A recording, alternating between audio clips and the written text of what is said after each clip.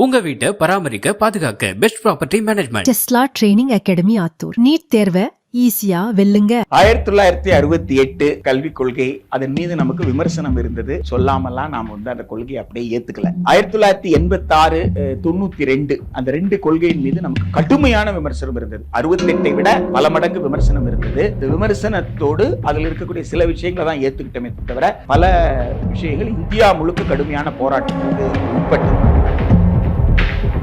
தேசிய கல்விக் கொள்கை 2020 கல்வியை பற்றி பேசாத ஒரு ஆவணம். கல்வியை பற்றியே பேசாத ஒரு ஆவணத்திற்கு தேசிய கல்விக் கொள்கை 2020 பேர் வச்சிருக்காங்க.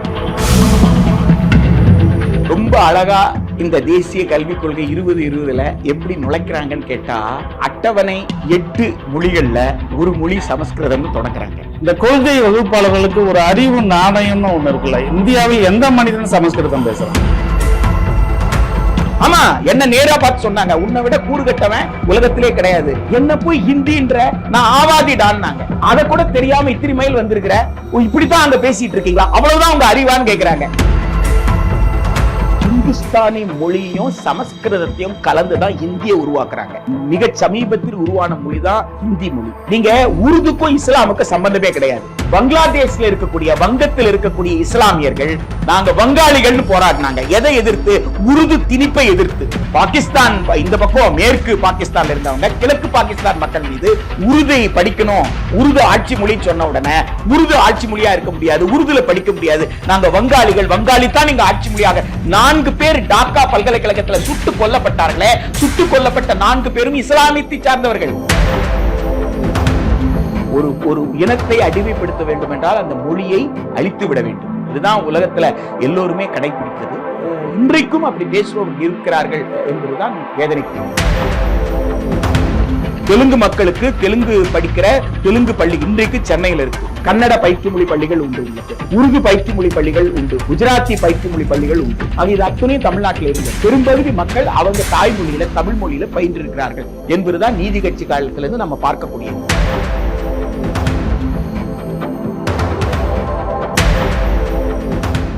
இந்திய கல்வி முறையை பற்றி ரொம்ப விரிவாகவும் ஆழமாகவும் பேசிட்டு வரோம். ஆனா அதுக்கு முன்னாடி நாம ஒண்ணு பார்க்கணுங்க ஐயா. பிரதமர் இந்திரா காந்தி காலத்தில் கொண்டு வரப்பட்ட முதல் தேசிய கல்விக் கொள்கை 1956 என்று நினைக்கிறேன். 68. அதற்கு பிறகு ராஜீவ்காந்தி காலத்தில் 1986 இரண்டாவது தேசிய கல்விக் கொள்கை கொண்டு வரப்பட்டது. இந்த 2 கல்விக் கொள்கைகளுக்கும் 2020 பிரதமர் மோடியால் இப்போது செயல்படுத்தப்படுகிற புதிய கல்வி கொள்கைகளுக்கும் என்ன அடிப்படை வித்தியாசம்? 1968 கல்விக் கொள்கை, அதன் மீது நமக்கு விமர்சனம் இருந்தது. அன்றைய தேதியில விமர்சனம் சொல்லாமலாம் நாம் அந்த கொள்கையை அப்படியே ஏத்துக்கல. 1986 92 அந்த 2 கொள்கையின் மீது நமக்கு கடுமையான விமர்சனம் இருந்தது. 68 விட பல மடங்கு விமர்சனம் இருந்தது. அந்த விமர்சனத்தோடு அதில் இருக்கக்கூடிய சில விஷயங்களை தான் ஏத்துக்கிட்டோமே தவிர பல விஷயங்கள் இந்தியா முழுக்க கடுமையான போராட்டத்திற்கு உட்பட்டது. ஆனால் 68, 86 மறுசீரமைப்பு செஞ்சு 92 இந்த 3க்கும் தேசிய கல்விக் கொள்கை 2020க்கும் பேர்லயே என்ன வித்தியாசம் கேட்டா, அது நேஷனல் பாலிசி ஆன் எஜுகேஷன், NPEன்னுவாங்க. இது நேஷனல் எஜுகேஷன் பாலிசி, தேசிய கல்விக் கொள்கை. சரியா? ஆனா இந்த ஆவணத்தை ரொம்ப ஆழமா நீங்க படிச்சா என்ன புரியும்னா, மற்ற 3த்துலயும் கல்வியை பற்றி பேசினாங்க, கல்வியை பற்றி கவலைப்பட்டாங்க. கல்வியை கொடுக்கணும்னு சொல்றதுல 68க்கும் 86க்கும் ஒரு மிகப்பெரிய வித்தியாசத்துக்கு காரணம் என்னன்னா, 80கள் வரைக்கும் உலக வங்கி கிட்ட இந்தியா கடன் வாங்கல. 80களுக்கு பிறகு இந்தியா 82க்கு பிறகு திருமதி இந்திரா காந்தி அவர்கள் அமெரிக்கா போயிட்டு வர்றாங்க. அதுக்கப்புறம் தான் IMF ஃபண்டிங், வேர்ல்ட் பேங்க் ஃபண்டிங்லாம் இந்தியாவுக்கு கிடைக்க ஆரம்பிக்குது. எனவே கடங்கார நாடாக மாறக்கூடிய சூழல், கடங்கார நாடாக மாறுற இடத்துலதான் கடங்காரன் என்ன சொல்லுவானோ அதையெல்லாம் அரசு கேட்க வேண்டிய, கடன் கொடுத்தவன் கொடுக்கிற நிர்பந்தத்துக்கெல்லாம் அரசு பணிய வேண்டியதை நீங்க 86ல பார்க்கலாம். மானியங்கள் குறைக்கப்படுறது, ஒரு- தனியார் கல்வியில் மானியம் என்பதை மானியத்தை குறைக்கிறது. குறைக்கிறது, வணிக மையத்தை ஊக்கப்படுத்துறது, இலவச கல்வி. இந்த விஷயங்களை வந்து நீங்க 86ல பார்க்கலாம். ஆஹா. ஆனால் அடிப்படையில கல்வியை பற்றி இந்த 3 ஆவணங்களுமே கவலைப்பட்டது. ஆ. கல்வியை கொடுக்கணும்ன்றதுல ரொம்ப அக்கறையா இருந்தாங்க. ஆஹா. கல்விக்குன்னு இருக்கக்கூடிய சிறப்பு இடத்தை வந்து அவங்க அங்கீகரிச்சாங்க. சமூகத்தில் கல்வி வந்து சமூக மாற்றத்திற்கு வித்திடக்கூடியது என்பதையெல்லாம் அங்கீகரித்தாங்க. ஆனா தேசிய கல்விக் கொள்கை 2020 கல்வியை பற்றி பேசாத ஒரு ஆவணம்.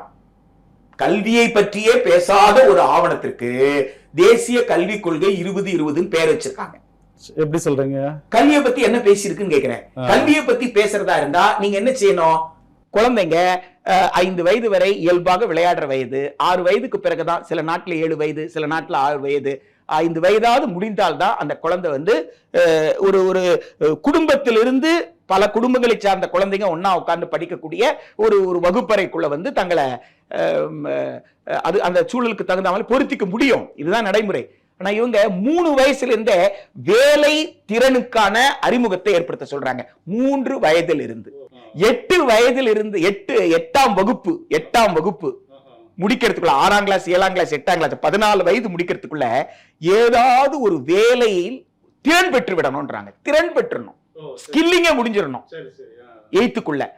ஆக இவங்க தொடக்கத்திலிருந்து என்ன சொல்றாங்கன்னா லிட்ரசி, நியூமரசி, ஒகேஷனல் ஸ்கில்லிங், எழுத்தறிவு, எண்ணறிவு, வேலை திறன், அவ்வளவுதான். பட்டப்படிப்புல கூட நீங்க இயற்பியல் லிட்ரசி தான் உங்களுக்கு கிடைக்கும். இயற்பியல்ல அடிப்படை விஷயங்களை தெரிஞ்சுப்பீங்க. வேதியல்ல அடிப்படை, வணிகவியல் அடிப்படை, எதிலையுமே இன்றைக்கு நீங்கள் பெறுவதை போல ஒரு ஆழமான அறிவை பெறமாட்டீங்க. அதனால தான் சொல்றோம், இது கல்வியை பற்றி பேசுற ஆவணம் இல்ல. மேக் இன் இந்தியான்னு சொல்லப்படுற உலகத்தில் எந்த நாட்டில் இருந்தாலும் முதலாளி இங்க வா, இங்க முதலீடு பண்ணு, நான் உனக்கு அரைக்குறை திறன் கொண்ட கூலி தொழிலாளியை கொடுக்கிறேன், சுரண்ட முடிஞ்ச வரைக்கும் சுரண்டிக்கோ, எனக்கு வரி கட்டிட்டு லாபத்தை நீ எடுத்துட்டு போ, அரசாங்கத்துக்கு வரி கட்டு, சரியா? நீ உனக்கான லாபத்தை எடுத்துக்கோ, நான் தலையிடவே மாட்டேன், நீ சுரண்டுவதற்கு தேவைப்பட கூலி தொழிலாளியை நான் உருவாக்கி தரேன் என்பதற்கான ஒரு திட்டத்தை இவங்க எப்படி கல்வி திட்டம்னு சொல்றாங்க. ரெண்டாவது, மொழின்னு சொன்னா என்ன சார் சொல்லணும்? மொழியை பத்தி கல்விக் கொள்கையில நீங்க பேசுறதா இருந்தா கற்பதற்கு எது சிறந்த மொழி, இந்தியாவில் எத்தனை மொழி இருக்கு, இந்த மொழியில எல்லாம் கல்வி இப்படிதானே நீங்க பேசணும். ஆனா நீங்க என்ன சொல்றீங்க? இந்தியாவின் அனைத்து மொழி வளர்ச்சிக்கு, இந்திய மொழிகளின் வளர்ச்சிக்கு அளப்பரிய பங்களிப்பு செய்தது சமஸ்கிருதம். இந்திய பண்பாட்டு வளர்ச்சிக்கு அளப்பரிய பங்களிப்பை செய்தது சமஸ்கிருதம். எனவே சமஸ்கிருதத்தை அனைத்து நிலையிலும் எல்லோரும் எல்லா வகையிலும் கற்பதற்கு அனைத்து வாய்ப்புகளும் வசதிகளும் உருவாக்கி தரப்படும். இடையில ஒரு கேள்விங்க ஐயா, இப்போ இந்தியாவின் எந்த மாநிலங்களில் சமஸ்கிருதம் ஒரு மொழியாக இருக்கிறது அல்லது ஆட்சி மொழியாக இருக்கிறது? அப்படி இல்லாத பட்சத்திலும் கூட அவர்கள் RSSன் ஒரு தொலைநோக்கு திட்டத்தை கொண்டு வருவதற்கு இதை ஒரு வாய்ப்பாக பயன்படுத்தி கொள்கிறார்களோ அப்படின்னு நமக்கு நினைக்க தோணுது. கோவால்கர் என்கிற அவருடைய அடிப்படை சித்தாந்தவாதி சிந்தனை தொகுப்பு பஞ்ச் ஆஃப் தாட்ஸ் என்கிற அந்த நூலில் இந்தியாவில் சமஸ்கிருதம் தான் அலுவல் மொழியாக, ஆட்சி மொழியாக இருக்க வேண்டும், அவ்வாறு அது ஏற்படும் நிலை வரை இந்தியை பொது மொழியாக்குவதற்கு நாம் அனைத்து வகையிலும் முயற்சி செய்ய வேண்டும் சொல்றாரு. ரொம்ப அழகா இந்த தேசிய கல்விக் கொள்கை 2020 எப்படி நுழைக்கிறாங்கன்னு கேட்டா, அட்டவணை 8 மொழிகள்ல ஒரு மொழி சமஸ்கிருதம்னு தொடங்குறாங்க. சரி, அட்டவணை 8ல 22 மொழி இருக்கா? ஆக அட்டவணை 8 மொழியில் இருக்கிற மொழிகளில் ஒன்று சமஸ்கிருதம் என்று தொடங்கும் போது நீங்க என்ன நினைக்கிறீங்க? நான் மீண்டும் மீண்டும் கேட்க வர்றது இதுதாங்க ஐயா, இந்த கொள்கை வகுப்பாளர்களுக்கு ஒரு அறிவு நாணயம்னு ஒண்ணு இருக்குல்ல, இந்தியாவில் எந்த மனிதனும் சமஸ்கிருதம் பேசுறான்? அதாவதுங்க, அது ஒரு ஆலய மொழியா, அறிவு நாணயம் இருப்பவர்கள் எழுதி இருந்தால் இந்த ஆவணத்தை நாம் நிராகரிக்கிறோம் சொல்ல வேண்டிய அவசியமே இல்லை. அதுதான் சொல்றேன். 86 நாம வந்து அதன் கூறுகளை எதிர்த்தோமே தவிர ஒட்டுமொத்த கொள்கை நிராகரிப்போம்னு சொல்லல. 92 அந்த கூறுகளை எதிர்த்தோமே தவிர 92 நிராகரிப்போம்னு சொல்லல. 68 இதுக்கு ஒண்ணுதான் இந்தியா முழுக்க நிராகரிப்போன்ற குரல் வருது. அப்ப நிராகரிப்புன்றது காரணம் என்ன? நீங்க சொன்னதுதான், அறிவு நேர்மையோடு அவர்கள் வந்து எழுதல என்பதும், ஒரு சித்தாந்தத்தை அவர்கள் ஏற்றுக்கொண்டார்கள். அந்த சித்தாந்தத்தை அப்ப அரசமைப்பு சட்டத்திற்கு நேர் எதிராக, அரசமைப்பு சட்டத்திற்கு நேர் எதிராக இவர்கள் ஏற்றுக்கொண்ட ஒரு சித்தாந்தத்தை நடைமுறைப்படுத்துறதுக்கு தான் அவங்க வந்து முயற்சி செய்யறாங்க. அதனாலதான் அவங்க என்ன சொல்றாங்க, அட்டவணை 8 இருக்கிற மொழிகளில் ஒன்றான சமஸ்கிருதம்னு தொடங்கி அதுக்கப்புறம் அந்த சமஸ்கிருதத்தோட முக்கியத்துவத்தை சொல்றதுக்காக என்ன சொல்றாங்க, இந்திய மொழி வளர்ச்சிக்கு உதவிய சமஸ்கிருதம், பண்பாட்டு வளர்ச்சிக்கு. அதனால் அப்போ என்ன உங்களுக்கு புரிய வேண்டிய அவசியம், நமக்கு புரிய வேண்டிய அவசியம் இருக்கு அப்படின்னு கேட்டா, அப்போ நாளைக்கு சமஸ்கிருதமயமாக்கப்பட்ட ஒற்றை பண்பாட்டு தேசமாக இந்தியாவை கட்டமைக்கிறாங்க. அப்படி கட்டமைப்பதற்கு இந்திய முதல்ல இந்தி பேசாத மாநிலங்களை படிக்க வைக்கிறது. இப்ப ஏற்கனவே ஆவாதி மொழியில் தான் துளசிதாஸ் வந்து ராமச்சரித்திர மனாஸ் எழுதுறார். ஆவாதி, அது ஹிந்தியில அல்ல, ஆவாதி மொழிய. இன்றைக்கு உத்தரப்பிரதேசல ஆவாதி மொழி பேசுறவங்க ஒரு பகுதியில போஜ்புரி, அதே மாதிரி ஒரு பகுதி பீகார்காரங்க போஜ்புரி மொழி பேசுறாங்க, மைத்திலி மொழி பேசுறாங்க, பீகாரி மொழி, இப்படி பல மொழிகள் இருக்கக்கூடிய மாநிலங்கள். அதெல்லாம் இந்தி பெல்ட்டே கிடையாது. மத்திய பிரதேசல பல மொழி பேசுற மக்கள் இருக்காங்க, ஹிந்தி அந்த மாநிலத்தின் மொழியே கிடையாது, அந்த மாநிலத்தின் மொழி கிடையாது, இந்தியே கிடையாது. நீங்க சமஸ்கிருதம் இல்லைன்னு சொல்றீங்கல்ல, சமஸ்கிருதம் இல்லைன்றது எல்லாருக்குமே தெரியும். ஏன்னா அது வந்து தேவ பாஷை தான் சொன்னாங்க, மக்கள் பாஷை என்னைக்கு சொல்லி இருக்கிறாங்க, கடவுளோடு பேசுவதற்கு மட்டுமே பயன்பட்டது.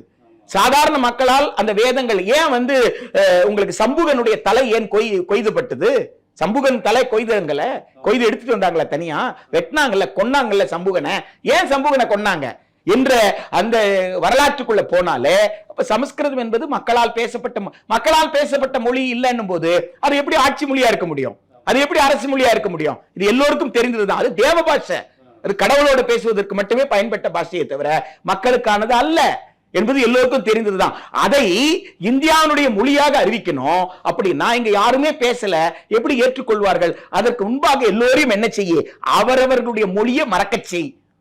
இப்ப தமிழ்நாட்டில் உட்கார்ந்துகிட்டு நாம உத்தரப்பிரதேசக்காரங்களையும் பீகார்காரங்க ஹிந்தி பெல்ட் சொல்லும் பொழுது, உத்தரப்பிரதேசல இருக்கிற அந்த ஆவாதி மொழி பேசுறவன் இவனை விட கூறுகட்டமா உலகத்திலே இருக்க மாட்டான்னு தமிழனை பார்த்து சொல்றாங்க. ஆமா, என்ன நேரா பார்த்து சொன்னாங்க, உன்னை விட கூறுகட்டவன் உலகத்திலே கிடையாது, என்ன போய் ஹிந்தின்ற, நான் ஆவாதிடான்னாங்க. அதை கூட தெரியாம இத்திரி மைல் வந்திருக்கிற, இப்படித்தான் அங்க பேசிட்டு இருக்கீங்களா, அவ்வளவுதான் உங்க அறிவான்னு கேக்குறாங்க. இந்தியாவில தென்னகத்தில் இருக்கிற உங்களுக்கு இவ்வளவுதான் அறிவா? உத்தரப்பிரதேசக்காரங்க, பீகார்காரங்க, மத்திய பிரதேசக்காரங்க எல்லாம் இந்தியை தாய்மொழியாக கொண்டவர்கள் என்கின்ற அளவுலதான் உங்க அறிவு புரிதலே இருக்கா? நாங்கெல்லாம் உங்க பெரிய அறிவாளி நினைச்சிட்டு இருக்கிறோம், கிண்டல் பண்றாங்க. இங்கதாங்க ஒரு புரிதலுக்காக இந்தியாவின் பெரும்பான்மை மொழி என்கிற ஒரு தோற்றத்தை உருவாக்குவதற்காக வட இந்திய மாநிலங்களின் பல்வேறு முன்னோடி பழங்குடி மொழிகளை கூட, ஏறக்குறைய ராஜஸ்தானி, பீகாரினுடைய போஜ்புரி, அப்புறம் பல்வேறு மாநிலங்களுடைய மாநில மொழிகளை எல்லாம் இவங்க சிதைச்சு அதை இந்தியின் கிளை மொழி என்று சொல்வதனால் மட்டும்தான் இந்தி ஒரு பெரும்பான்மையாக பேசக்கூடிய மொழி என்ற தோற்றம் கிடைக்கிறதா? ஹிந்தியே வந்து பாத்தீங்கன்னா ஹிந்துஸ்தானி மொழியும் சமஸ்கிருதத்தையும் கலந்துதான் ஹிந்தியை உருவாக்குறாங்க. மிக சமீபத்தில் உருவான மொழிதான் ஹிந்தி மொழி. ஹிந்துஸ்தானி தான் இந்திக்கு வந்து தாய். இந்துஸ்தானியோட சமஸ்கிருதம் கலந்துதான் அவங்க வந்து ஹிந்தியை உருவாக்காங்க. இந்துஸ்தானியோட பாரசீகத்தை கலந்துதான் உருது உருவாக்குறாங்க. பின்னாடி பிரிட்டிஷ்காரர்களுக்கு இந்தியாவை பிரித்தாளணுன்ற சூழ்ச்சிக்கு இது அவங்களுக்கு வசதியா பயன்பட்டது. உருதை வந்து இஸ்லாமியர்களுக்கும் இந்திய வந்து இந்துக்களுக்கும். இந்த பிரித்தாளும் சூழ்ச்சியை தான் இன்னைக்கு வரைக்கும். நீங்க உருதுக்கும் இஸ்லாமுக்கும் சம்பந்தமே கிடையாது. பங்களாதேஷ்ல இருக்கக்கூடிய, வங்கத்தில் இருக்கக்கூடிய இஸ்லாமியர்கள் நாங்க வங்காளிகள்னு போராடினாங்க. எதை எதிர்த்து? உருது திணிப்பை எதிர்த்து. பாகிஸ்தான் இந்த பக்கம் மேற்கு பாகிஸ்தான்ல இருந்தவங்க கிழக்கு பாகிஸ்தான் மக்கள் மீது உருதை படிக்கணும், உருது ஆட்சி மொழின்னு சொன்ன உடனே உருது ஆட்சி மொழியா இருக்க முடியாது, உருதுல படிக்க முடியாது, நாங்க வங்காளிகள், வங்காளி தான் நீங்க ஆட்சி மொழியாக. 4 பேர் டாக்கா பல்கலைக்கழகத்துல சுட்டுக் கொல்லப்பட்டார்களே, சுட்டுக் கொல்லப்பட்ட 4 பேரும் இஸ்லாமியத்தை சார்ந்தவர்கள், நபிகள் நாயகத்தை பின்பற்றக்கூடியவர்கள். அவர்கள் தான் சுட்டுக் கொல்லப்பட்டார்கள். அந்த சுட்டுக் கொல்லப்பட்ட ஆனால் அவர்கள் அவங்க தாய்மொழி வங்கத்துக்காக போராடி வங்க தாய்மொழிக்காக போராடினாங்க. எனவே அந்த 4 பேர் சுட்டுக் கொல்லப்பட்ட நாளதான் சர்வதேச தாய்மொழி தினமாக அனுசரிக்கிறோம். அகில உலக அளவுல தாய்மொழி தினமாக நாம கடைபிடிக்கிறது. அவங்க சுட்டுக் கொல்லப்பட்ட. எனவே ஒரு மொழியை போய் ஒரு மதத்தோட எல்லாம் நீங்க அடையாளப்படுத்தவே முடியாது. அதுபோல் இந்துக்கோ இந்திக்கோ சம்பந்தமே கிடையாது. உங்களுக்கு நாயன்மார் யாரு? 63 நாயன்மார்கள் யாரு? அவங்க எந்த மொழியில பேசினவங்க? எனவே நீங்க வந்து ஒரு மொழியோட ஒரு மதத்தெல்லாம் நீங்க என்ன செய்ய முடியாது, தொடர்பு படுத்திலாம் பார்க்கவே முடியாது. ஆனால் அது எதற்காக அப்படி செய்கிறாங்கன்னு கேட்டீங்கன்னா மக்களை பிளவுபடுத்துறதுக்காக. இன்றைக்கு இந்த தேசிய கல்விக் கொள்கையில இந்த மொழி என்பதும் பிளவுவாதத்திற்கு தான் பயன்படுத்துது. எப்படி வட இந்தியாவில் இருக்கிற பல மாநிலத்தில் இருக்கிற மக்கள் பேசிய இயல்பான அந்த மாநில மக்கள் தொன்மையாக வைத்திருந்த மொழி, பல இலக்கியங்களை கொண்ட செழுமையான மொழி, அந்த மொழியெல்லாம் இந்தி விழுங்கியதோ அதை போல் தென்னிந்திய மொழிகளையும் இந்தி விழுங்க வேண்டும் என்பதுதான் அவங்களுடைய சூழ்ச்சி. அதனாலதான் அட்டவணை 8 ஆரம்பிச்சாங்கல்ல, அட்டவணை 8 சமஸ்கிருதத்துக்கு மிக முக்கியத்துவம் கொடுத்துட்டு அதர் கிளாசிக்கல் லாங்குவேஜ், பிற செவ்வியல் மொழியும் கொண்டு வர்றாங்க. கொஞ்சம் முன்னாடி இன்னொரு புரிதலுக்காக ஒரு கேள்வி கேட்கிறேங்க ஐயா. இந்தி பெரும்பான்மை மொழி என்பதற்கு பின்னால் போஜ்புரி, ராஜஸ்தானி இந்த மாதிரியான பல மொழிகளை அதை கிளை மொழி என்று கொள்வதனால்தான் ஒரு பெரும்பான்மை தோற்றம் கிடைக்கிறது. இல்லையேல் இந்தியாவில் இந்தியை உண்மையாகவே மெய்யாகவே பேசுகிறவருடைய எண்ணிக்கை 26% தாண்டாது என்கிறார்கள். அதாவது பெரும்பான்மையான மக்களை பேச வைத்தார்கள் தான் சொல்லணும். ஹிந்தியை பெரும்பான்மையான இப்போ மகாராஷ்டிரா துடிச்சுக்கிட்டு இருக்கு. பாலிவுட் அப்படின்னு நீங்க எடுத்துக்கிட்டீங்கன்னா, பாலிவுட்னா பாம்பே, மும்பாய்னு சொன்னா மராத்தி கதாநாயகர்கள் தானே பேசப்படணும். மராத்தி கதாநாயகர்கள் பேசாம இந்தி பட கதாநாயகர்கள் தானே பாம்பே பிலிம் இண்டஸ்ட்ரி நீங்க அடையாளப்படுத்துறீங்க. அது யாராக இருக்கட்டும், அமிதாப் பச்சன்ல இருந்து யாரை நீங்க சொன்னாலும் ஹிந்தி கதாநாயகர்களை தான் மராத்தி மராத்தி மக்களோட கதாநாயகர்களாக இன்றைக்கு தோற்றத்தை உருவாக்கிட்டு இருக்காங்க. ஆக மராத்தியை இந்தி விழுங்கிக்கிட்டு இருக்கு. இன்றைக்கு மராத்தி மொழி பள்ளிக்கூடங்கள் அழிந்து அந்த இடத்தை ஹிந்தி சாப்பிட்டுக்கிட்டு இருக்கு. இந்த போராட்டம் எங்க நடக்குதுன்னா மராத்தியில நடந்துட்டு இருக்கு. சோ இப்போ உங்களுக்கு கர்நாடகால, தமிழ்நாட்டுல, கேரளால மலையாளம், தெலுங்கு, தமிழ், கன்னடம் அப்படின்னு இந்த மக்கள் அந்த மக்கள் பேசுற அப்ப அந்த அடையாளத்தை இழந்துரு, நீ ஹிந்தி பேச ஆரம்பிச்சிரு. அப்ப எப்படி இன்னைக்கு உத்தரப்பிரதேச ஹிந்தி பெல்ட் ஆச்சோ அது போல தமிழ்நாடு என்னவாயிரும், ஹிந்தி பெல்ட் ஆயிடும். அப்ப சுயத்தை இழந்துட்டா அதுக்கப்புறம் நீங்க சமஸ்கிருதம் தான் உங்களுக்கு தாயின்னு சொன்னா ஏத்துக்கிற நிலைமைக்கு வந்துருவீங்க. இப்போ உங்களுடைய மூதாதை யார் என்கின்ற அந்த பெருமை இருக்கிறதுனால தானே நான் ஒரு தனி இனம்னு சொல்றீங்க. அந்த பெருமையை இழக்க செய்வதற்கான சூழ்ச்சி தான் தேசிய கல்விக் கொள்கை 2020. கல்வியை பற்றியும் பேசல. இந்தியாவுடைய பன்மைத்துவத்தை கொண்டாடக்கூடிய இன்றைக்கு இருக்கக்கூடிய இந்தியாவின் கூட்டாட்சி, இன்றைக்கு இருக்கக்கூடிய ஒன்றியம், இந்திய ஒன்றுமை 75 ஆண்டுகளாக கட்டி காத்த இந்த ஒற்றுமையை சிதைக்கின்ற ஒரு வேலையை செய்யுது. இந்தியா என்ற தத்துவத்தையே சிதைக்குது. ஆமா, இந்தியாவுடைய பாராளுமன்ற சபாநாயகர் கூட ஒரு இனத்தை நீங்கள் கையகப்படுத்த வேண்டுமானால் அவனுடைய மொழியை முதலில் அழிக்கிற வேலையை பாருங்கள் என அண்மையில் கூட கூறி அது மிகவும் பேசு பொருளாக இருந்தது. வரலாற்று ரீதியாக ஏகாதிபத்தியவாதிகள் அத்துணை பேருமே பயன்படுத்திய சொல்லாடல். அது ஹிட்லர் அதை பண்ணியிருக்கிறாரு. ஜெர்மன் பிரான்ஸை ஆக்கிரமிப்பு பண்ணும் பொழுது அங்க எழுதப்பட்ட அந்த கதைகள், காவியங்கள், கவிதைகள்லாம் நீங்க எடுத்து பார்த்தா அந்த மொழி அழிவதை பற்றி அவங்க எவ்வளவு துடிச்சு போனாங்கன்னு நமக்கு தெரியும். ஒரு இனத்தை அடிமைப்படுத்த வேண்டும் என்றால் அந்த மொழியை அழித்து விட வேண்டும். இதுதான் உலகத்துல எல்லோருமே கடைபிடித்தது. இன்றைக்கும் அப்படி பேசுபவர்கள் இருக்கிறார்கள் என்பதுதான் வேதனைக்குரியது.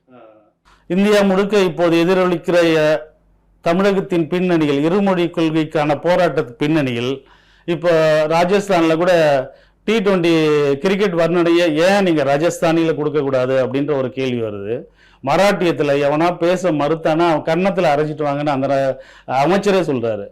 இதே மாதிரி ஆந்திராவில் இவர் நம்ம சந்திரபாபு நாயுடு கூட தமிழர்களை போல ஒரு தாய்மொழி காக்கக்கூடிய ஒரு போராட்டம் இங்கே இல்லாதனால நம்ம நிறைய வாய்ப்புகளை இழக்கிறோம் அப்படின்ற மாதிரிலாம் சொல்றாரு. ஆனாலும் இந்த இந்திக்கு எதிரான போராட்டம் என்று கூறிக்கொண்டு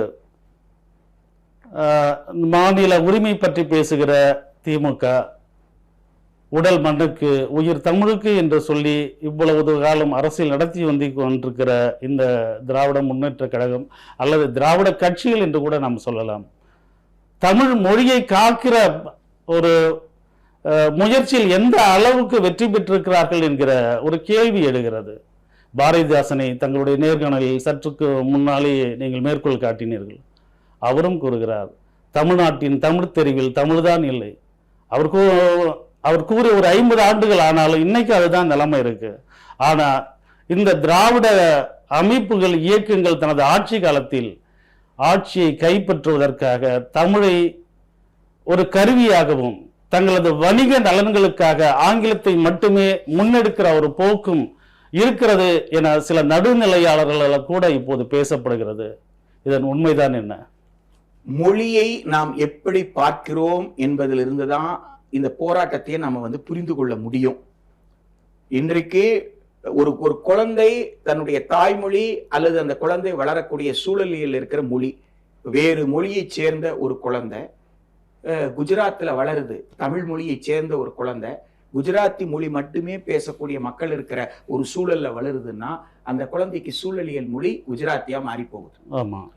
அதுபோல் இன்னொரு மாநிலத்தை சார்ந்த ஒரு குழந்தை தமிழ்நாட்டில் வந்திருக்கு, இந்த இடத்துல சூழல்ல எல்லாருமே வேற மொழி தான் பேசுறாங்கன்னு சொல்லும் பொழுது அந்த குழந்தைக்கு அப்போ அந்த குழந்தையினுடைய ஒன்று சூழலியல் மொழி அல்லது தாய் பேசுற மொழி, எந்த மொழியில் அந்த குழந்தை முதல்ல கற்கிறதோ அந்த அதே மொழியில பள்ளிக்கூடத்திலையும் படிக்கணும் அப்படின்னு சொல்றதுதான் தாய்மொழி கல்வின்றதனுடைய அவசியம். அதுதான் உலகம் முழுக்க ஏற்றுக்கொள்ளப்பட்டது. உலகத்துல எந்த நாட்டுல போய் அதான் அறிவியல் பூர்வமான அணுகுமுறை. இதை கடந்து ஒரு மொழியை கூடுதலா படிக்கிறதுன்றது தேவையின் அடிப்படையில தான், மொழியின் மீது இருக்கிற காதலினால் அல்ல. கூடுதலா தாய்மொழியை தவிர, தாய்மொழி அல்லது சூழலியல் மொழியை தவிர, சூழல்ல பேசப்படுற அந்த மொழியை தவிர வேறு இன்னொரு மொழியை குழந்தைய படின்னு சொல்றதே வன்முறை தான். அந்த வன்முறைக்கு அந்த குழந்தை உள்ளாகிறதுக்கு முக்கிய காரணம் என்ன? இன்றைக்கு தேதியில மின்னஞ்சல் முகவரி எழுதணும்னா கூட ஆங்கிலத்தில் எழுத வேண்டியது. அந்த அடிப்படையில தான் ஒரு தேவையின் காரணமாக இன்றைக்கு அரசு பணி இடங்கள் குறைஞ்சிட்டு வருது. தனியார் பணியிடங்கள்ல எந்த பணியாக இருந்தாலும் ஆங்கிலம் பேச தெரியுமான்னு கேட்கிறேன். இந்த தேவையின் அடிப்படையில் ஒரு மொழி என்பதுதான் இயல்பாக உருவான ஒரு இருமொழி கொள்கையை தவிர எந்த கட்சியினுடைய மாநாட்டிலும் போட்ட தீர்மானம் அல்ல இந்த இருமொழி கொள்கை. எந்த யாராலும் சொல்லுங்க எந்த கட்சியில மாநாட்டுல தீர்மானம் போட்டு தான் நடைமுறைப்படுத்தோன்ட்டு, அப்படி கிடையவே கிடையாது. இது இயல்பாக இந்த இருமொழின்றது இயல்பா உருவானது. நீங்க நூற்றாண்டு காலமாகவே நான் சொல்றேனே, தந்தை பெரியாருடைய சுயமரியாதை இயக்கம், அந்த சுயமரியாதை இயக்கம் தோன்றிய அந்த காலத்தில் இருந்த நீதி கட்சியில் ஒற்றை மொழிதான் தமிழ் மொழி மட்டும்தான் பயிற்று மொழியா இருந்திருக்கு. தெலுங்கு மக்களுக்கு தெலுங்கு படிக்கிற தெலுங்கு பள்ளி இன்றைக்கு சென்னையில இருக்கு, தமிழ்நாட்டில் இருக்கு. தெலுங்கை பயிற்று மொழியாக கொண்ட பள்ளிகள் உண்டு, கன்னட பயிற்று மொழி பள்ளிகள் உண்டு, உங்களுக்கு உருது பயிற்று மொழி பள்ளிகள் உண்டு, உங்களுக்கு குஜராத்தி பயிற்று மொழி பள்ளிகள் உண்டு. ஆக இது அத்தனையும் தமிழ்நாட்டில் இருந்தது. பெரும்பகுதி மக்கள் அவங்க தாய்மொழியில தமிழ் மொழியில பயின்றிருக்கிறார்கள் என்பதுதான் நீதி கட்சி காலத்திலிருந்து நம்ம பார்க்கக்கூடியது. உங்களுக்கு தஞ்சாவூர்ல தமிழ் பல்கலைக்கழகம் தோற்றுவிக்கப்பட்டது எதற்காக கேட்டா, அதோட நோக்கம் என்னன்னு கேட்டா, உயர்கல்வியில் 1968 கல்விக் கொள்கை சொல்றோமே, அதுக்கு அடிப்படையாக விளங்கிய கொத்தாரி கல்விக்குழு இருக்கே, அந்த கொத்தாரி கல்விக்குழு எல்லா மட்டத்திலும் அந்தந்த தாய்மொழியில் கல்வி தருவதற்கான வாய்ப்புகளை உருவாக்கணும் வழிகாட்டியிருந்தது. அதன் அடிப்படையில தான் உங்களுக்கு தஞ்சாவூர்ல தமிழ் பல்கலைக்கழகம் உருவாகிறது. அதனுடைய நோக்கம் என்னன்னா உயர்கல்வி, அது இன்னொரு பல்கலைக்கழகம் அல்ல, சென்னை பல்கலைக்கழகம் இருக்கிற மாதிரி இன்னொரு பல்கலைக்கழகம் அல்ல, அது சிறப்பு பல்கலைக்கழகம். அதோட நோக்கம் உயர்கல்விக்கு தேவையான பாட நூல்களை எழுதுவது. அறிவியல்ல, மருத்துவத்துல, பொறியியல்ல அது உருவாக்கி இருக்கிறதுனாலதான் பொறியியல்ல இப்போ 2 பிரிவுல தமிழ் மொழி. மருத்துவத்துல சுகாதாரத்துறை அமைச்சர் சொல்றாரு, என்றைக்கு வேண்டுமானாலும் மருத்துவத்தை தமிழ்ல கொடுக்க முடியும், நூல்கள் தயாராகிட்டு. இல்ல அது அப்படி சொல்ற ஒரு பெரும்பாலான கருத்து, தமிழ் அறிஞர்களுடைய கருத்து, தமிழ் ஆர்வலருடைய கருத்து, ஒரு தமிழ் வழியே உயர்கல்வியை பெறுவதற்கும் தொழில் வழி கல்வி பெறுவதற்கும் இந்த திராவிட ஆட்சியாளர்கள் தான் தடையா இருக்காங்க. அவங்களே பல பல்கலைக்கழகங்களையும் கல்வி நிறுவனங்களையும் நடத்திட்டு வர்றாங்க. அதோட பெயரளவுக்கு ஏற்படுத்தப்பட்ட இந்த தமிழ் வளர்ச்சிக்கான நிறுவனங்கள் தஞ்சை தமிழ் பல்கலைக்கழகம், உலக தமிழ் ஆராய்ச்சி நிறுவனம், இதெல்லாம் இன்னைக்கு பெயரளவுக்கு தான். நிதி ஒதுக்கீடுகள், நிதி நல்கைகள் இல்லாம ஒரு போதிய பேராசிரியர்களோ அல்லது பணியிடங்களோ நிரப்பப்படாம பெயரளவுக்கு தான் இயங்கிட்டு இருக்கு. ஆனா அதே நேரத்துல இவர்கள் ஆங்கிலத்தை வளர்த்த விதம் பல 1000 மடங்கு அதிகமாக இருக்கிறது அப்படின்ற ஒரு குற்றச்சாட்டை ஒரு இயல்பாவும் நிதர்சனமாவும் இருக்கிறது கூட நம்ம பார்க்கலாம். அதாவது ஒரு தேசிய கட்சியினுடைய மாநில தலைவர் நீங்க சொன்ன பட்டியல் எல்லாம் வெளியிட்டாரு, எந்தெந்த கட்சிக்காரங்க எந்தெந்த ஸ்கூல் நடத்துறாங்க. ஒரு 50 ஸ்கூல் கூட இல்ல, ஆனா 2000 சில்லற ஸ்கூல்னு சொல்லி பட்டியலை நாடாளுமன்றத்துல கொடுக்கறாங்க. மிச்ச ஸ்கூல்ல எந்த கட்சி நடத்துதுன்னு நான் கேட்கிறேன். நீங்க சொல்ற கட்சிகள்லாம் நடத்துறது 50 ஸ்கூல் தான். நான் மிச்ச ஸ்கூல் எல்லாம் யார் நடத்துறாங்க? நீங்க என்ன பார்க்க வேண்டிய சூழல் இருக்குன்னா 1950 இருந்து இந்த ஒரு பக்கத்தில் மாநிலத்தினுடைய உரிமையை காக்கின்ற அந்த போராட்டம் நிகழ்ந்து கொண்டே இருக்கிற நேரத்துல இன்னொரு பக்கத்துல ஒன்றிய அரசு மாநிலத்திற்கு உரிமையை கொடுக்காமல் மறுத்து அதை எதிர்த்தும் நடத்துற போராட்டத்திற்கு இடையில வளர்ந்த மாநிலங்களில் தமிழ்நாடு ஒன்றும் தான் பார்க்கணும். இன்றைக்கு ஜாதிய ஒடுக்குமுறை இங்க நடக்கிறதுனா எந்த ஜாதியை சேர்ந்தவன் இன்னொரு ஜாதியின் மீது ஒடுக்குமுறை நடத்துகிறாரோ அந்த ஒடுக்குமுறை செய்த ஜாதியை சார்ந்தவனே தமிழ்நாட்டில் எதிர்த்து கேட்கிறான். ஆனா அந்த நிலையை நீங்க எங்க பார்க்க முடியல? உத்தரப்பிரதேசல பார்க்க முடியல, மத்த மாநிலத்துல பார்க்க முடியல. அதுதான் தந்தை பெரியார். எனவே நீங்க இங்க ஒண்ணுமே நடக்காதது மாதிரியும் எல்லாமே அப்படி சொல்ல வரலங்க ஐயா. அதாவது போதாமை இருக்கிறது, போதாமை இருக்கிறது, மாற்று கருத்தே கிடையாது. நீங்க தொடக்க பள்ளி கர்ம வீரர் காமராஜர் காலத்துல கட்டணம் இல்லாமல் கொடுக்கப்பட்டது.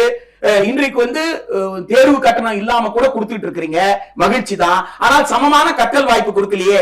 எல்லா பள்ளியிலும் ஆசிரியர்கள் ஒன்றாக இல்லையே, விளையாட்டு ஆசிரியர் இல்லையே, கணினி ஆசிரியர் இல்லையே. போதாமை இருக்கிறது, போதாமைக்காக போராடி கொண்டிருக்கிறோம். எனவே இவர்கள் மொழிக்கு எதுவும் செய்யல, கல்விக்கு எதுவும் செய்யல அப்படின்னு சொல்றது நடந்திருக்கிற இஸ்ரோ விஞ்ஞானிகள்ல கிட்டத்தட்ட பலரை தமிழ்நாடு குறிக்கிறது மன்னிக்கணுங்க ஐயா. நேற்றைக்கு முன்தினம் தமிழக சட்டமன்றத்தில் ஒரு சட்டமன்ற உறுப்பினராக கோரிக்கை வைக்கப்படுது. தமிழை காப்பதற்கான பல்வேறு முயற்சிகள் பல்வேறு காலகட்டங்களில் நூற்றாண்டுகளாக நடந்து வருகிறது. இந்த நூற்றாண்டில் தமிழை காப்பதற்காக தாய்வழி கல்வி பள்ளிகள், தமிழ் மொழி கல்வி பள்ளிகள் ஏறக்குறைய மாநிலம் முழுக்க ஒரு சிலது இருக்கு. இதுக்கு உதவியாச்சும் பண்ணுங்கன்ற கேட்கக்கூடிய நிலை தானே இருக்கு. தெரியல உங்களுக்கு? தேசிய கல்விக் கொள்கை 2020 உதவி பெறும் என்கின்ற பிரிவே கிடையாது. உதவி பெறும் என்கின்ற பிரிவே கிடையாது. ரெண்டு பிரிவு தான், அரசு மற்றும் தனியார். அரசு பேருக்கு மட்டும்தான் அரசா இருக்கும், அதுக்கு மையமான செலவுகளுக்கு மட்டும்தான் அரசு கொடுக்கும், கோர் ஏரியாக்கு தான். மற்றதுக்கெல்லாம் நீங்க செல்ஃப் சப்போர்ட்டட் கோர்ஸ், இப்பவே உயர்கல்வியில கூட செல்ஃப் சப்போர்ட்டட் கோர்ஸ் தான் நடந்துட்டு இருக்கு. அப்படிதான் நீங்க நடத்துக்கணும். ஆக இந்த அரசு உதவி பெறும் என்பதே தேசிய கல்விக் கொள்கை 2020 வந்தா இன்றைக்கு இருக்கிற அரசு உதவி பெறும் கூட சுத்தமா இல்லாம போயிடும். இன்றைக்கு உங்களுக்கு கிட்டத்தட்ட ஒரு நூற்றாண்டுகளாக அரசு உதவி பெறும் பள்ளிகள் இருக்கு. ஆனால் உலகமயம், தாராளமயம், தனியார் மயம் வர தொடங்கி 1980 அதாவது உலக வங்கி கிட்ட இருந்து நாம எப்போ கடன் வாங்க ஆரம்பிச்சோமோ அந்த காலகட்டத்தில் அரசு உதவி பெறும் பிரிவுகளை நிறுத்திட்டாங்க. நீங்க சொல்ற இந்த பள்ளிகள் எல்லாமே உங்களுக்கு 2000 தொடங்கப்பட்டதுதான். 2000 தொடங்கப்பட்ட தாய் தமிழ் பள்ளிகள். அந்த தாய் தமிழ் பள்ளிகளுக்கான போராட்டம் கிட்டத்தட்ட 25 ஆண்டுகளாக நடந்துகிட்டு இருக்கு. அந்த பள்ளிகளுக்கு அரசு உதவியை கொடுங்க, அந்த ஆசிரியர்களுக்கு மானியத்தை கொடுங்க அப்படின்னு கேட்கிறோம். அது நியாயமான கோரிக்கை, இதை நிறைவேற்றணும். நிறைவேற்றுவதற்கான ஒன்றிய அரசு நிதி கொடுக்கல. ஜிஎஸ்டி வந்ததுக்கு அப்புறம் மாநிலத்திற்கான வருமானம் குறைஞ்சிருச்சு. ஜிஎஸ்டிக்கு முன்னாடி இருந்த வருமானம் வேற, இப்ப இருக்கிற வருமானம் வேற. இந்த சிக்கல்களை எல்லாம் கடந்து நீங்க அந்த அத்தகைய தாய் தமிழ் பள்ளிகளுக்கு 2000 பிறகு உருவான தாய் தமிழ் பள்ளிகளுக்கு கொடுங்க. 1980 இருந்தே அரசு உதவி என்பது எந்த பள்ளிக்கும் கிடையாது. புதுசா இப்ப இயங்குற அரசு உதவி பெறும் பள்ளிகள் எல்லாமே 80 முன்னாடி உண்டானதுதான். உலக வங்கி கடன் வாங்கினதுக்கு பிறகு அரசு உதவி பெறும் பிரிவுகள் தொடங்குறதுன்றது ரொம்ப ரொம்ப ரொம்ப இல்லன்றதுதான் உண்மை. ஏன்னா அதுக்கு சட்டமே போட்டாங்க, கவர்மெண்ட் கிராண்ட் கொடுக்காது. நீ இனிமேல புதுசா வகுப்பு தொடங்கினா கூட நீ அது சுயநிதியாக தொடங்கணும். அதுல ஒரு பாதிப்பு தான் 2000 பிறகு தொடங்கப்பட்ட நீங்க சொல்லக்கூடிய தாய் தமிழ் பள்ளி. எனவே அந்த தாய் தமிழ் பள்ளிகளுக்கு நீங்க உதவி கொடுங்க, அரசு நிதி கொடுங்க, அதாவது அந்த ஆசிரியர்களுக்காவது ஊதியத்தை நீங்க கொடுங்க என்கின்ற போராட்டம் நியாயமான போராட்டம். கல்வியை பரவலாக்குகின்ற போராட்டத்தின் ஒரு பகுதி தான் அது. சமமான கற்றல் வாய்ப்புக்கான போராட்டம் தான். அதை இந்த அரசு நிறைவேற்றணும். அதை இந்த அரசு நிறைவேற்ற வேண்டும் என்பதுதான் தமிழர்களுடைய கோரிக்கை. ஐயா, இறுதியா ஒரு கேள்வி. தமிழே கல்வி மொழியாகவும் அலுவல் மொழியாகவும் நீதிமன்ற மொழியாகவும் இருக்க வேண்டும் என பல்வேறு அமைப்புகள், தமிழ் சங்கங்கள், அமைப்புகள் பல வருஷமா ஒரு கோரிக்கை வராங்க, நடைபயணம் போறாங்க, போராட்டங்களோடு கூட நடத்துறாங்க. சென்ற ஆண்டு உயர்நீதிமன்றத்தின் அருகில் ஒரு தமிழ் அறிஞர்கள் சாகும் வரை ஒரு உண்ணாவிரத போராட்டத்தை கூட அறிவிச்சாங்க. தமிழே தமிழகத்தினுடைய அனைத்து வகைக்குமான ஒரு மொழியாக இருக்க வேண்டும் என்கிற அந்த கோரிக்கையை பற்றி கல்வியாளர் என்ற முறையில் உங்கள் கருத்து என்ன? இயல்பாக அப்படித்தானங்க இருக்க முடியும், இயல்பாக இருக்கணும்.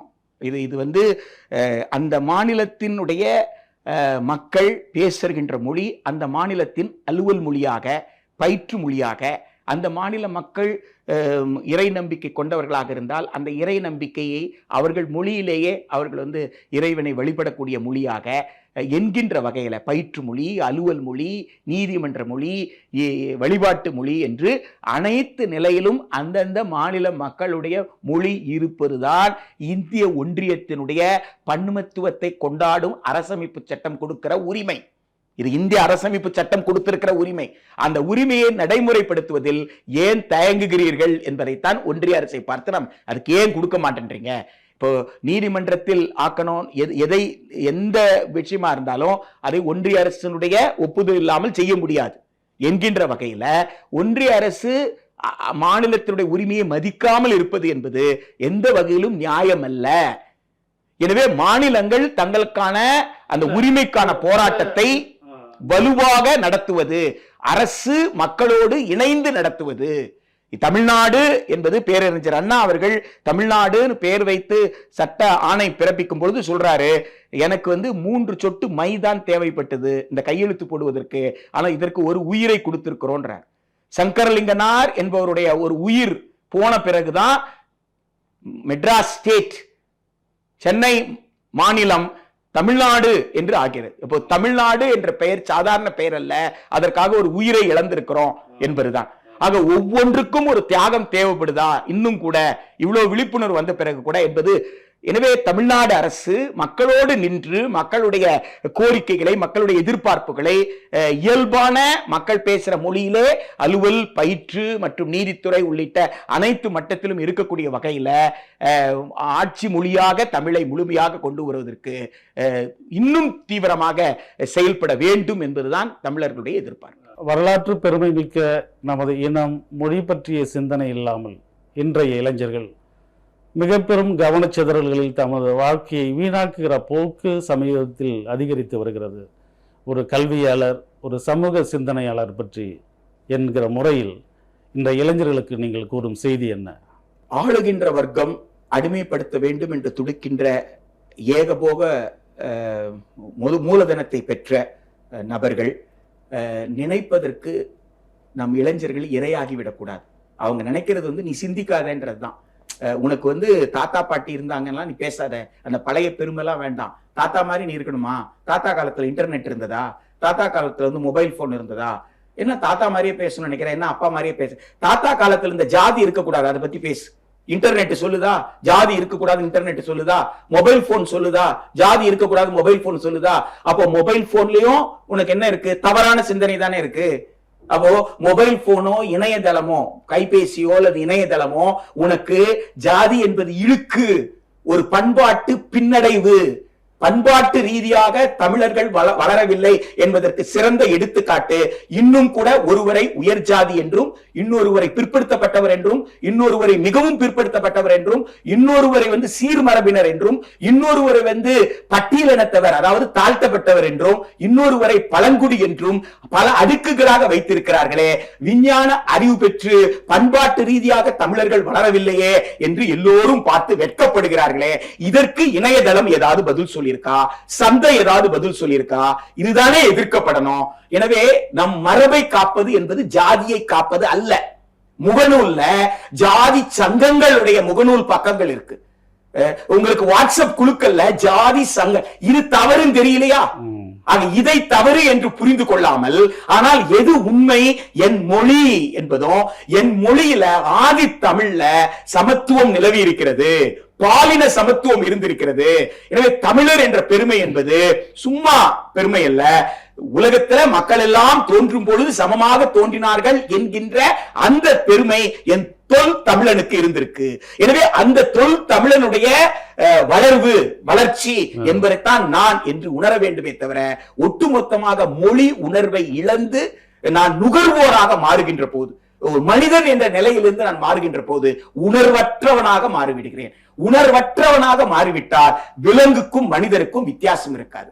எனவே நம் இளைஞர்கள் உணர்வு பெற்றவர்களாக, பகுத்தறிவு பெற்றவர்களாக, அறிவியல் பார்வை பெற்றவர்களாக, நம் தமிழகத்தினுடைய தொல் பெருமைகளை பேசக்கூடியவர்களாக அந்த சிந்தனை மரபோடு வளர வேண்டும் என்பதுதான் எந்த தமிழர்களாகவும் எதிர்பார்க்க முடியும். அந்த வகையில் தான் நானும் எதிர்பார்க்கிறேன்.